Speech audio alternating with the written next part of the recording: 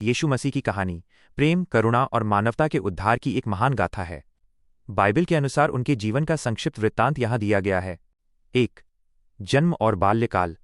यीशु मसीह का जन्म आज से लगभग 2000 वर्ष पहले इज़राइल के बेथलहम शहर में हुआ था। उनकी माता का नाम मरियम और पिता का नाम यूसुफ था। ईसाई धर्मग्रंथों के अनुसार मरियम को एक स्वर्गदूत ने दर्शन देकर बताया था कि वे पवित्र आत्मा की शक्ति से एक बालक को जन्म देंगी जो जगत का उद्धार करेगा। उनका जन्म एक अस्तबल चरनी में हुआ था। उनके जन्म के समय आकाश में एक दिव्य तारा दिखाई दिया, जिसे देखकर दूर देशों के विद्वान और चरवाहे उन्हें नमन करने पहुंचे। 2. उपदेश और सेवा कार्य। लगभग 30 वर्ष की आयु में यीशु ने अपने आध्यात्मिक कार्य की शुरुआत की। उन्होंने गलील और यहूदिया के गांव में घूम घूम कर लोगों को ईश्वर के राज्य का संदेश दिया। उनके मुख्य उपदेश थे प्रेम और क्षमा। अपने शत्रुओं से भी प्रेम करो और उन्हें क्षमा कर दो। पड़ोसी की सेवा। जैसा प्रेम तुम स्वयं से करते हो वैसा ही अपने पड़ोसी से भी करो। दीन दुखियों की मदद। उन्होंने हमेशा गरीबों, बीमारों और समाज से बहिष्कृत लोगों को गले लगाया। यीशु ने कई चमत्कार भी किए, जैसे अंधे को दृष्टि देना, कोढ़ियों को शुद्ध करना और पानी पर चलना। उन्होंने 12 शिष्यों को चुना जो उनके संदेश को फैलाने में उनके साथी बने। 3. बलिदान, क्रूस पर मृत्यु। यीशु की बढ़ती लोकप्रियता और उनके क्रांतिकारी विचारों से उस समय के धार्मिक कट्टरपंथी और सत्ताधारी असुरक्षित महसूस करने लगे।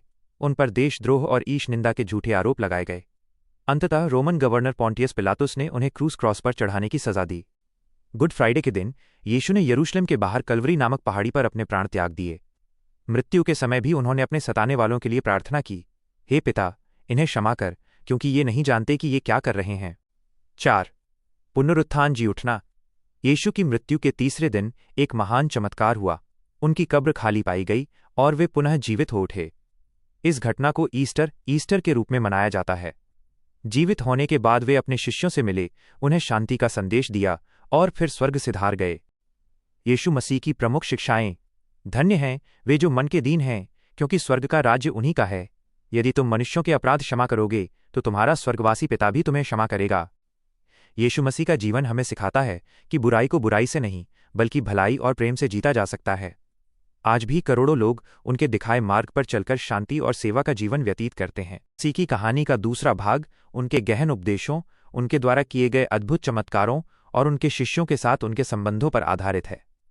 यहाँ कहानी का विस्तार दिया गया है। भाग 2, शिक्षाएं, चमत्कार और सेवा का मार्ग। जब यीशु मसीह लगभग 30 वर्ष के हुए तो उन्होंने समाज में प्रेम और सत्य की स्थापना के लिए अपने सार्वजनिक जीवन की शुरुआत की। 1. शिष्यों का चुनाव। यीशु ने अपने संदेश को फैलाने के लिए 12 साधारण व्यक्तियों को चुना, जिन्हें प्रेरित अपोस्टल्स कहा गया। इनमें से अधिकांश मछुआरे थे, जैसे पतरस और अंद्रियास। यीशु ने उनसे कहा, मेरे पीछे चले आओ, मैं तुम्हें मनुष्यों के पकड़ने वाले मछुआरे बनाऊंगा। इसका अर्थ था कि वे अब लोगों का उद्धार करेंगे। 2. पहाड़ी उपदेश, the sermon on the mount. Yeshu की सबसे प्रसिद्ध शिक्षाएं पहाड़ी उपदेश के रूप में जानी जाती हैं। उन्होंने एक ऊंचे स्थान पर बैठकर हजारों लोगों को जीवन जीने का सही तरीका बताया। क्षमा की शक्ति। यदि कोई तुम्हारे दाहिने गाल पर थप्पड़ मारे तो दूसरा भी उसकी ओर फेर दो। निस्वार्थ प्रेम। अपने शत्रुओं से प्रेम करो और अपने सताने वालों के लिए प्रार्थना करो। ईश्वर पर भरोसा। कल की चिंता न करो, क्योंकि कल का दिन अपनी चिंता आप कर लेगा। 3. अद्भुत चमत्कार। यीशु ने केवल उपदेश ही नहीं दिए, बल्कि अपनी करुणा से लोगों के दुखों को भी दूर किया। बाइबल में उनके कई चमत्कारों का वर्णन है। बीमारों को चंगा करना। उन्होंने कोढ़ियों को शुद्ध किया, जन्म के अंधों को रोशनी दी और लंगड़ों को चलने की शक्ति दी।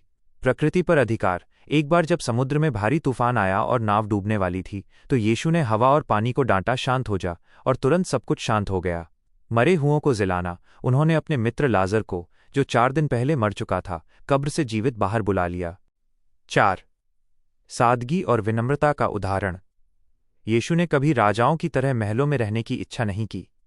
वे समाज के उन लोगों के साथ बैठते थे जिन्हें उस समय पापी या अछूत माना जाता था। उन्होंने सिखाया कि ईश्वर के सामने हर व्यक्ति समान है। उन्होंने अपने शिष्यों के पैर धोकर ये सिखाया कि जो सबसे बड़ा बनना चाहता है उसे पहले सबका सेवक बनना होगा। 5. अंतिम भोज, द लास्ट सपर। यीशु जानते थे कि उनके बलिदान का समय निकट है। उन्होंने अपने शिष्यों के साथ अंतिम बार भोजन किया। उन्होंने रोटी तोड़ी और दाखरस वाइन दिया और कहा कि ये उनके शरीर और लहू का प्रतीक है, जो लोगों के पापों की माफी के लिए दिया जाएगा। उन्होंने अपने शिष्यों से कहा, एक दूसरे से प्रेम रखो, जैसा मैंने तुमसे प्रेम रखा है। अगले भाग में, भाग 3, यीशु की गिरफ्तारी, क्रूस पर उनका बलिदान और मृत्यु पर विजय पाकर दोबारा जी उठने की गाथा। और सबसे महत्वपूर्ण भाग उनके बलिदान, मृत्यु पर विजय और स्वर्गारोहण के बारे में है। यह भाग ईसाई धर्म की नींव माना जाता है। भाग 3, बलिदान, पुनरुत्थान और विजय। अंतिम भोज, लास्ट सपर के बाद की घटनाएं यीशु के जीवन का सबसे कठिन और गौरवशाली अध्याय हैं। 1. गेत्सेमनी के बाग में प्रार्थना।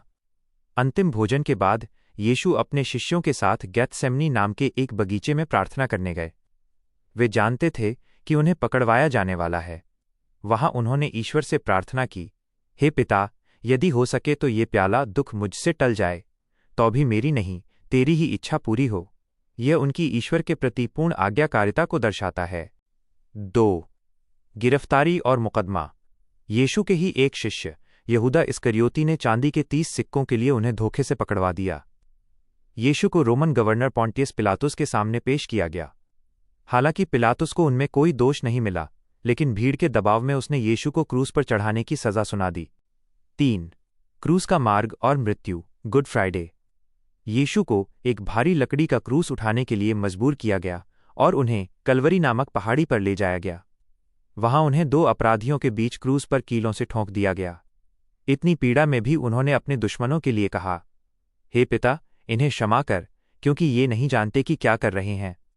दोपहर के समय पूरे देश में अंधेरा छा गया और यीशु ने चिल्लाकर कहा, पूरा हुआ, इट इज फिनिश्ड, और अपने प्राण त्याग दिए। उनके इस बलिदान को गुड फ्राइडे के रूप में याद किया जाता है। 4. पुनरुत्थान, मृत्यु पर विजय, ईस्टर। यीशु के शव को एक चट्टान काटकर बनाई गई कब्र में रखा गया और एक बड़े पत्थर से उसका द्वार बंद कर दिया गया।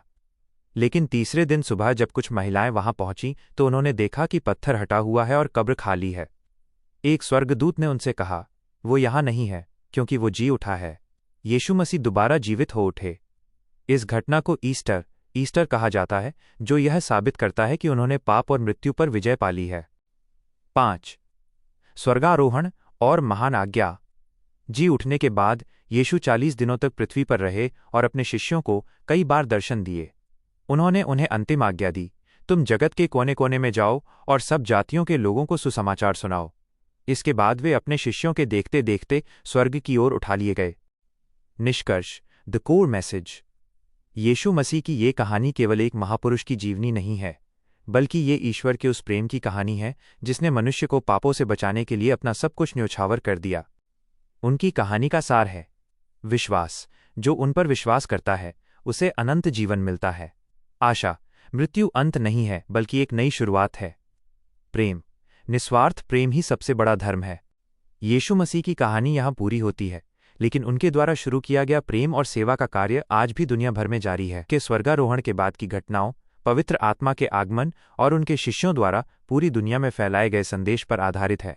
इसे मसीही कलीसिया चर्च का जन्म और सुसमाचार का प्रसार कहा जाता है। भाग 4, पवित्र आत्मा, शिष्यों का साहस और महान संदेश का प्रसार। यीशु के स्वर्ग जाने के बाद उनके शिष्य डरे हुए थे और एक कमरे में बंद थे, लेकिन फिर एक ऐसी घटना घटी जिसने इतिहास बदल दिया। 1. पवित्र आत्मा का आगमन, पेंटिकॉस्ट। यीशु ने वादा किया था कि वे अपने जाने के बाद एक सहायक, पवित्र आत्मा भेजेंगे। यीशु के स्वर्गारोहण के 10 दिन बाद जब शिष्य प्रार्थना कर रहे थे तो अचानक स्वर्ग से एक तेज आंधी जैसी आवाज आई और उन सब पर पवित्र आत्मा उतरा। अद्भुत शक्ति। जो शिष्य पहले डर रहे थे वे अब साहस से भर गए। वे अलग अलग भाषाएं बोलने लगे ताकि दुनिया भर से आए लोग उनकी बात समझ सकें। 2. शिष्यों का रूपांतरण और प्रचार। पवित्र आत्मा की शक्ति पाकर पतरस पीटर ने हजारों की भीड़ के सामने साहस के साथ प्रचार किया। उस एक दिन में लगभग 3000 लोगों ने यीशु के संदेश को स्वीकार किया। यहां से पहली कलीसिया, क्रिश्चियन कम्युनिटी की शुरुआत हुई। शिष्यों ने केवल यरूशलेम में ही नहीं बल्कि रोम, यूनान और यहां तक कि भारत, सेंट थॉमस के माध्यम से तक जाकर यीशु के प्रेम का संदेश फैलाया। 3. प्रेरित पौलुस का हृदय परिवर्तन। इस भाग की एक बड़ी घटना शाऊल नाम के व्यक्ति का जीवन बदलना है।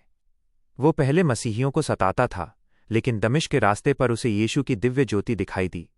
वो पूरी तरह बदल गया और पौल बन गया।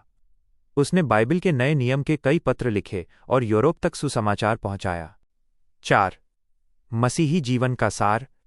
यीशु की कहानी का ये अंतिम भाग हमें सिखाता है कि मसीह केवल एक ऐतिहासिक व्यक्ति नहीं थे, बल्कि उनकी शिक्षाएं आज भी जीवित हैं। उनके अनुयायियों ने सिखाया भाईचारा। शुरुआती मसीही अपनी संपत्ति और भोजन एक दूसरे के साथ बांटते थे। प्रार्थना, ईश्वर से सीधा संवाद करना। सेवा, बीमारों और अनाथों की सेवा को ही ईश्वर की सेवा मानना। 5. यीशु का दोबारा आने का वादा। बाइबल के अंत में ये वादा किया गया है कि यीशु मसीह एक दिन फिर से वापस आएंगे, सेकंड कमिंग, ताकि वे दुनिया में पूर्ण न्याय, शांति और सुख की स्थापना कर सकें। तब तक उनके अनुयायियों को दुनिया में नमक और ज्योति की तरह बनकर प्रेम फैलाना है। उपसंहार, द कंक्लूजन। यीशु मसीह की कहानी 4 भागों में यहाँ संपन्न होती है। ये एक ऐसे जीवन की यात्रा है जो चरनी जन्म से शुरू होकर क्रूस, बलिदान तक गई और फिर कब्र, पुनरुत्थान को जीतते हुए स्वर्ग, अनंत काल तक पहुंची। उनका सबसे बड़ा संदेश आज भी यही है। परमेश्वर ने जगत से ऐसा प्रेम रखा कि उसने अपना एकलौता पुत्र दे दिया, ताकि जो कोई उस पर विश्वास करे वो नाश न हो, परंतु अनंत जीवन पाए। क्या आप यीशु मसीह की किसी विशेष शिक्षा या चमत्कार के बारे में विस्तार से जानना चाहेंगे?